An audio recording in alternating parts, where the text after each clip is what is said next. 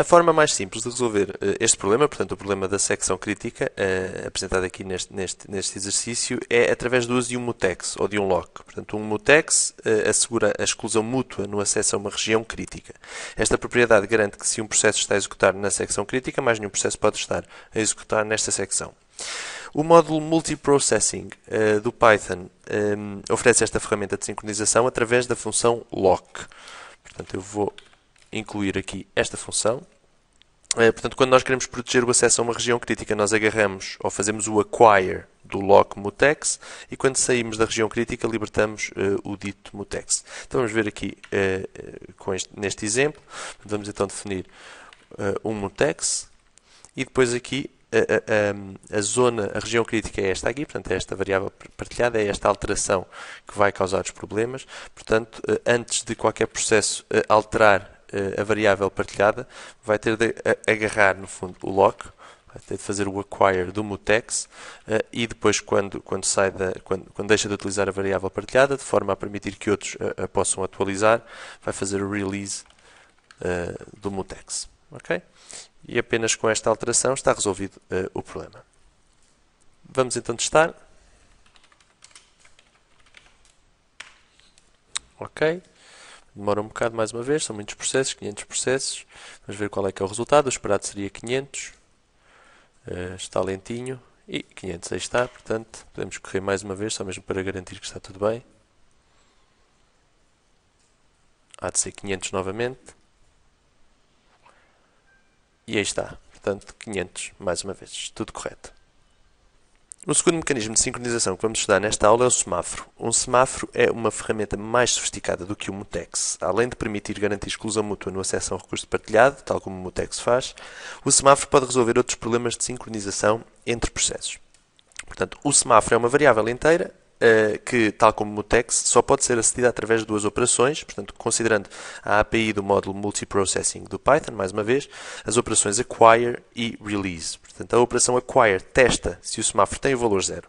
Se tiver, bloqueia. Se não tiver, decrementa o valor do semáforo e prossegue para a secção crítica. A função release incrementa o valor do semáforo. Portanto, o semáforo vai permitir assim controlar o acesso a um ou a vários recursos partilhados, dependendo da inicialização do semáforo. Sempre que um processo quiser aceder a um recurso partilhado, executa a operação acquire, para agarrar no fundo do semáforo, digamos assim. Se o recurso estiver disponível, então o semáforo tem um valor positivo. O valor do semáforo é então decrementado e o processo pode então aceder ao recurso ou à secção crítica. Quando o semáforo tiver o valor 0, então isso significa que o recurso está indisponível. Nesse momento o processo bloqueia até que o semáforo passe a ter um valor positivo. Isso acontece quando o processo deixa de utilizar o recurso partilhado. Nesse momento, esse processo que deixa de utilizar o recurso partilhado ou sai da secção crítica, esse processo deve executar a operação release, incrementando o semáforo. O processo que está à espera que o recurso fique disponível vai ser notificado de que o semáforo já tem um valor positivo, sai do estado de bloqueio, decrementa o semáforo e executa a sua secção crítica. Os semáforos podem ser inicializados com qualquer número inteiro positivo, incluindo o 0, portanto, naturalmente, e esta possibilidade de inicialização é o que garante flexibilidade, de facto, a esta ferramenta e o que a torna distinta do mutex. Portanto, como disse, um semáforo pode ser utilizado para exclusão mútua, exatamente como um mutex, e, portanto, assim evitar que dois processos acedam simultaneamente à secção crítica, e para tal esse semáforo é inicializado a 1. Portanto, se nós inicializarmos o semáforo a 1, podemos utilizá-lo para aceder a uma secção crítica de código. Se inicializarmos o mutex com um número inteiro maior do que 1, portanto, por exemplo, neste exemplo, com o número inteiro 5, permite-nos controlar o acesso a 5 instâncias de um recurso. Portanto, aquele recurso pode ser utilizado por 5 processos simultaneamente e, portanto, portanto, isto é algo que o mutex não nos oferece. Finalmente, ainda podemos utilizar o semáforo para sincronizar entre processos, por exemplo, inicializando o semáforo a 0 e, portanto, por exemplo, neste exemplo que temos aqui, ao colocar o semáforo a 0, permitimos que a secção 1 do código, que aparece em baixo, corra sempre garantidamente antes da secção 2 do código. Okay? Mesmo que haja vários processos a executar estas várias secções. Isto porquê? Porque o semáforo é inicializado a 0 e, portanto, só no final da secção 1 do código é que se faz o release do semáforo, incrementando o seu valor e assim a secção 2 já pode agarrar no fundo do semáforo, fazer o acquire, decrementando o semáforo e correr a secção 2. Portanto, isto garante-se que a secção 1 do código corre sempre antes da secção 2 e, portanto, permite sincronizar desta forma.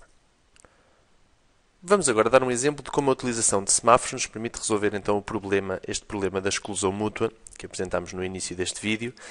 Portanto, em vez de utilizarmos um mutex, vamos utilizar um semáforo, porque dá para utilizar exatamente da mesma maneira. Portanto, vamos chamar a função, vamos usar a função de semáforo.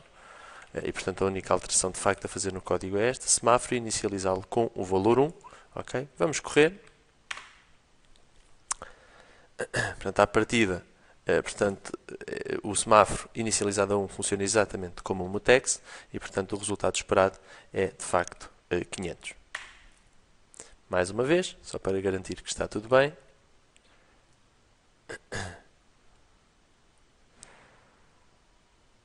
De facto, o problema de sincronização foi resolvido.